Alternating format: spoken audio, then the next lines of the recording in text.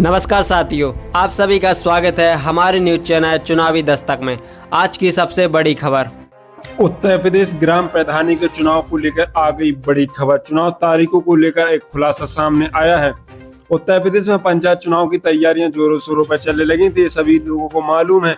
राज्य निर्वाचन आयोग, राज्य सरकार ने अपने स्तर पर जोरों शोरों पर तैयारियां प्रारंभ कर दी थी। इलाहाबाद हाईकोर्ट के अहम सुनवाई की याचिका के दौरान में इलाहाबाद हाईकोर्ट की अहम सुनवाई में लिया गया फैसला कि उत्तर प्रदेश के पंचायती राज चुनाव नवंबर माह में किसी भी सूरत में आयोजित किए जाने चाहिए, जिसके कारण से तैयारियां तेज चलने लगी थी।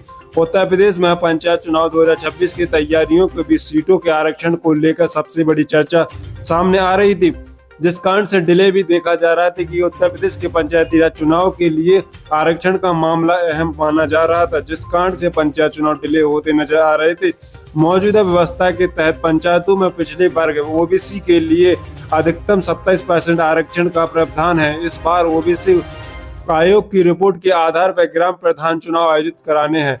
चुनाव सदस्य, जिला पंचायत सदस्यों की सीटों का आरक्षण तय किया जाएगा। ऐसे में आयोग की रिपोर्ट पर संभावित उम्मीदवारों के साथ ग्रामीणों की भी नजर टिकी हुई है, क्योंकि आरक्षण की स्थिति बदलने से कोई सीटों का चुनाव समीकरण दावेदार बदल जाते हैं, जिस कारण से ओबीसी की अहमता देखी जा रही है। इस बार के पंचायती राज चुनाव में ग्राम पंचायत स्तर पर एससी और ओबीसी के लिए आरक्षित सीटों की संख्या संबंधित पंचायत क्षेत्र की आबादी के अनुसार अनुपात के हिसाब से अनुमानित लगाई जाती है।